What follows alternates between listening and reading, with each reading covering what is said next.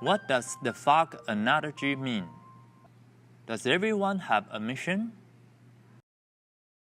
Well, I think, absolutely, Luke. I mean, all of us have experienced being on the beach early in the morning, and there's a mist that covers the beach, of course, and as the sun comes up, slowly the mist moves away, and you see the resplendent beach in front of you with the bees and the bugs and the birds and the, and everything else, right?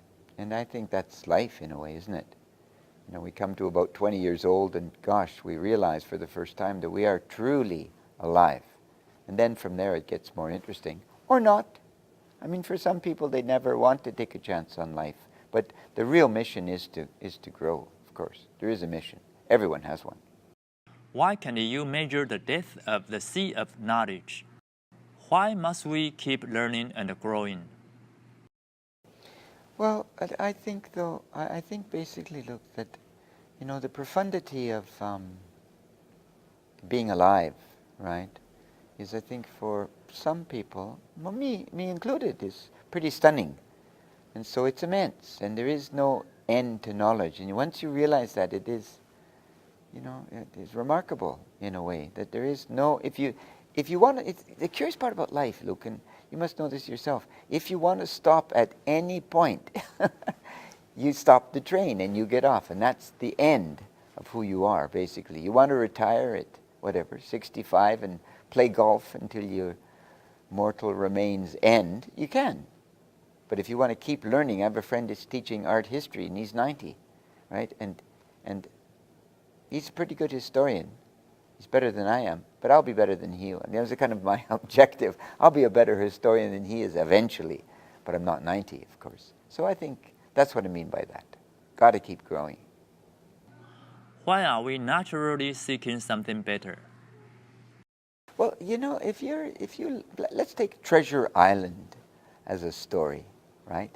It's a wonderful story because there is a treasure on the island, and the treasure eventually unfolds, not in the way that you think the treasure will be, but eventually they find the treasure. And that's, I think, life. But if you're not willing to get on the ship, right, and you run into a typhoon and the sails become tattered and perhaps you get off course, but eventually there's an adventure on the other side, and that's life. It's all about action. If you act, something happens. Something. You're not sure what's going to happen, but something will happen. And that's the way I kind of feel about life. I don't want security and safety. And I think most young people today are exactly like me. Their parents, of course, and our society is telling them, be stable, be safe, get something stable, government job, military work, police officer, something stable. But we all know, all the pundits tell us that the jobs are going to be so different and so dynamic. I mean, soon you won't need, like the police officer that stopped me this morning that told me not to park in a certain place. That could be done by a robot, literally. Whoa, don't stop, don't park here, easily. And this will be the same for everything. The thing that's not going to, I think, the interesting phenomenon here, that's one of the major things that's going to disappear is old age, Luke. There will be no old age for people that are 20 and 25 years old now. Old age meant the body decayed and you became stupid and died. Not for this generation. They'll remain healthy until, they virtually opt to die, which will be 100 or something. I mean, that's what I read, and I believe it to be true, So your life better be an adventure, otherwise you're going to spend an awfully long time conscious and bored. Playing computer games? Come on. I mean, the intelligent mind would become mush in a heartbeat if that were to be the case, Why must we act, commit to an action? Absolutely, yeah. Look, a question that puzzles me at 3 o'clock in the morning, at times when I lay awake sometimes, I think it's all about being a little bit brave.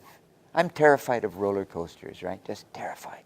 And I accidentally got on one day, and I thought I was going to die, literally.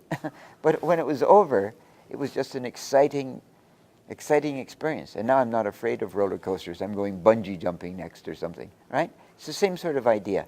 Our society promotes, personally I think it's about religion in a curious way. Look, we're afraid to die. Because religion, all of these, whatever your religion is, it's talking about this concept of transition between this reality and the next is fearful. And it's not. It's not, I believe. That's the major concern, I think. Action. People are just, they have to be given the tools to be able to step out. And when you step out, Luke, it's easy. Really. Act. And there is a reaction. Why must we give back to society? Well, I think that it's one of those old phenomenon, isn't it? Happiness is not free. So you have to earn your happiness, right? And Sadhguru says that it's a natural phenomenon, which I believe to be the case as well, but you still have to earn the right to open the door. And that means that you have to develop you.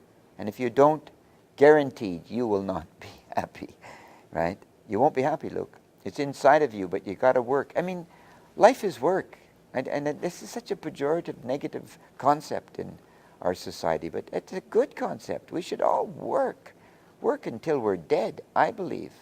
Work to give back. I mean, the cosmos has given you life. Shouldn't you now be working to help the cosmos and thank the cosmos for giving you? Give something back to this society. Why not?